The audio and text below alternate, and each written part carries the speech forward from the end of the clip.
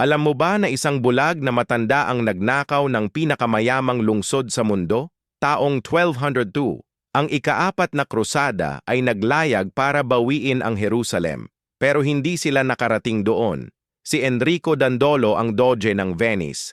Mahigit 90 anyos na siya, halos bulag na. Pero ang isip niya, matalim at malamig na parang espada.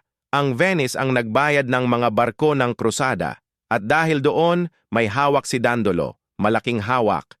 Matagal nang may galit si Dandolo sa Constantinople.